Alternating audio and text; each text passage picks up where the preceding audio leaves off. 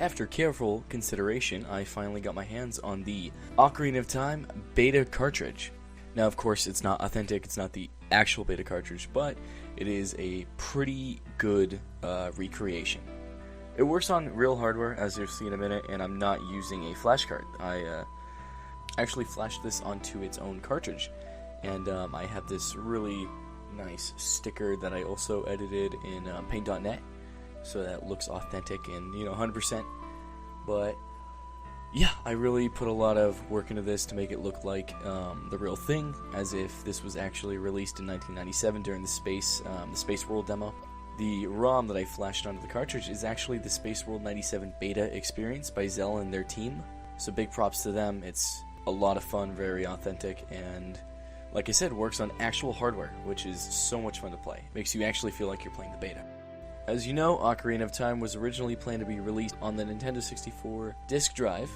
Obviously, that was a commercial flop and ended up not happening, but this is going to be kind of cool to see what it would be like if all that went through. Maybe the 64 DD actually succeeded.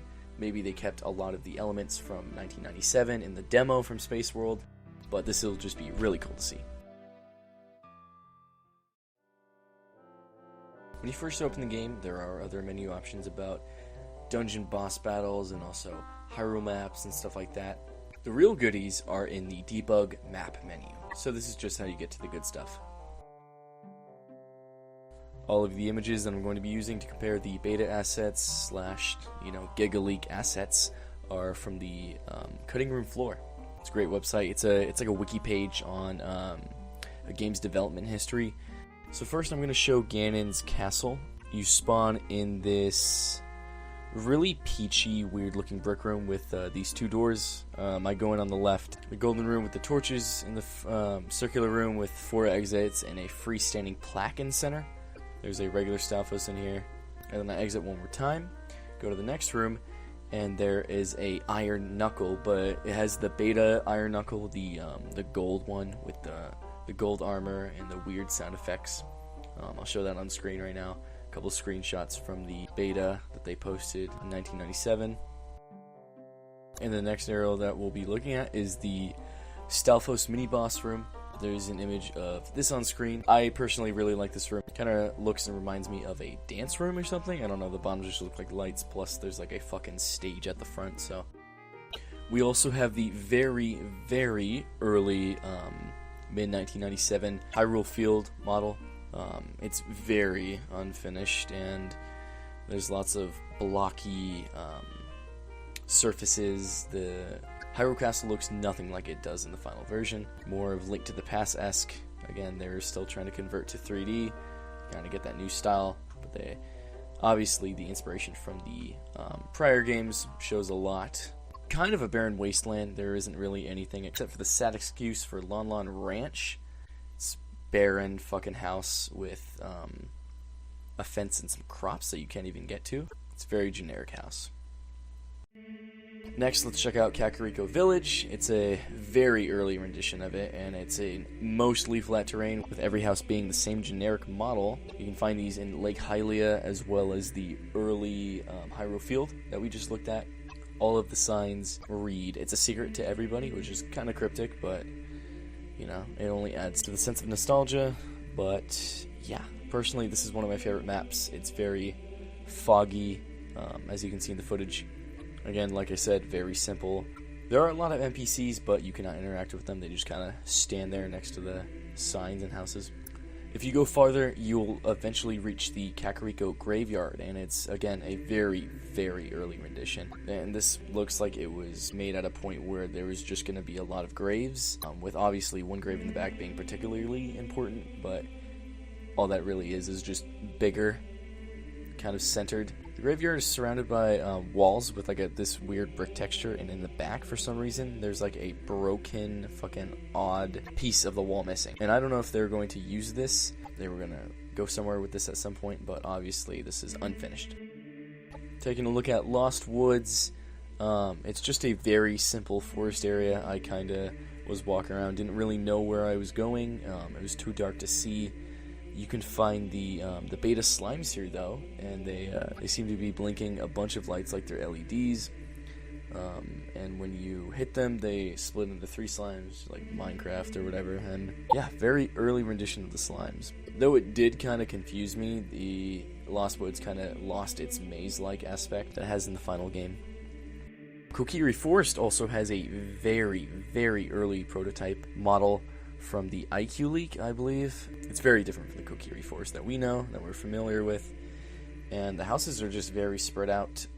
You walk into this giant field of grass first thing you come out of the log, and it's just very barren, just like the rest of these maps. Right here we have an early version of the Sacred Forest Meadow, and very foggy, very long road, giant dekubabas, and these weird moblins that try to charge towards you and stuff. And there's this weird building at the end, which is supposedly supposed to be the Forest Temple. I'll show an image on screen right now. It shows the building from up above, and you actually can't see the roof in the footage. It's supposed to be a full temple. Again, obviously not finished. We have Lake Hylia, again using that generic house found from early Hyrule Field and Kakariko Village. The mysterious lady, the infamous Arya NPC, can be found here. She just kind of stands there, not really any animation compared to the Kakariko NPCs, which did have an animation. She just kind of stands there, no text, no interaction, no nothing. There is a lot of cuckoos around, as well as Lord Jabu Jabu. Next we have the Zora's River, which you can get a look at the early Octoroks that were... Honestly, I really like this design more than the final. They look very rustic in the final and nothing like Octoroks. Honestly, I thought they were a different enemy when I played Ocarina of Time. I didn't know they were supposed to be Octoroks, but I kind of prefer the beta prototype version of them. They look cute. An important one right here, we have Hyrule Castle. Very vibrant green. As you can see, there's no guards to stop Link from getting to the castle. Just front open entrance, completely unguarded. There are 2 guards, you can go up and talk to them. They both say the same exact thing. Also, this is a really good chance to look at the early text box animation. Kind of looks like a cartoon speech bubble. Kind of just fade-ins and slides in, which I think looks pretty cool. If you go off to the side here, you can see more of the early fence texture. It's all dark green and very hard to see in the footage. You come around the side where young Link would usually push the boxes and jump and sneak through. Obviously, the boxes are not here. The hole that you would crawl through is kind of protruding more than it does in the final. Kind of protruding outwards. And yeah. This is supposed to be the Death Mountain entrance, I believe. Super different from the final. You can see all the stalactites. It's more of like a stalactite cave. So not much to say about this. Alright, we're looking at the Chamber of Sages. Originally, I believe you only see this model during a cutscene. But in this prototype, there's no cutscene. Link just can walk freely around it. But we have early Saria, early Sheik, all of them. We also have the Temple of Time right here, which is honestly more identical to its final version than the other maps we've looked at. The most notable difference is probably the warp destination in the center, with the Prelude of Light symbol or whatever in the middle. The door is big and green as well. It doesn't really match the rest of the interior, the whole vibe of it, as well as it being unopenable in the prototype version. Also, the Triforce above the door is upside down, and the spiritual stones seem to be missing. We got the fairy fountain right here, a bunch of pillars surrounded by a very colorful and pretty wall. It is undetermined whether this is the regular fairy fountain or the great fairy fountain, since there are no objects or actors, but this is a fountain-like area from the Overdome. Still very cool to see. No running water, no animation for that, but it's still a very nice and pretty map. We have a couple of weird ones right here, mostly test maps. We have the LOD test map. It was speculated to be used for testing the graphics microcode's ability to process like objects based on the distance from a specific part of the world, how far away Link was, and that's why it changes from a triangle to a square once Link gets closer. Second test area is just this like map with a sphere and glass. It is said to be testing the material of objects. You can barely see the glass, but the sphere kind of catches you off guard. Other than that, it's a very plain and flat grass field with really nothing in it. I don't have any screenshots for this test room.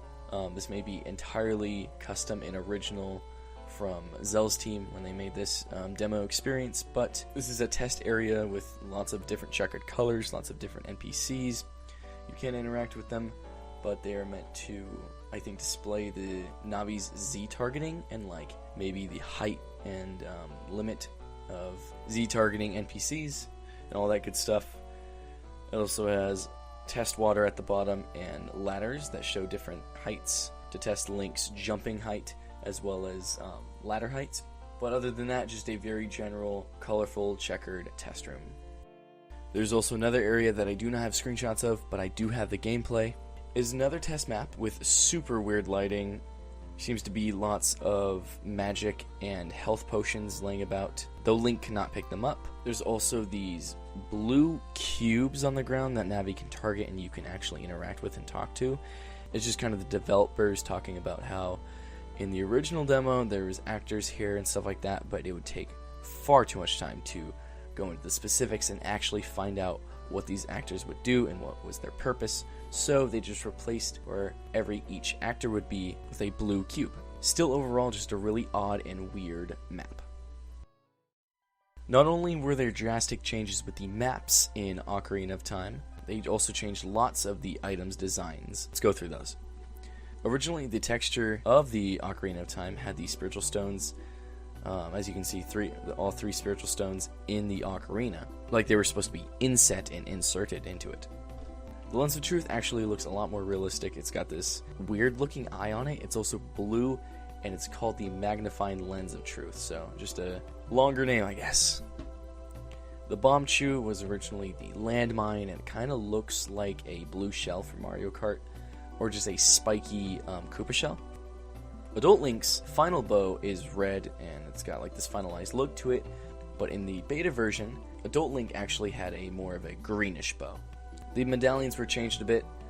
Now there's a light and dark medallion as well as a spiritual medallion, I believe. One of the most drastic and by far most influential changes were the spiritual stones. Originally in the prototype, they were made to look like music notes. The Kokici Emerald, the Goron Ruby, and the Zora Sapphire all were shaped very differently. Obviously, this game had a lot more influence with the music theme in the prototype than the final version. Something also odd was that along with the medallions being able to be selected and hovered over and read in the item menu, they also had the Triforce.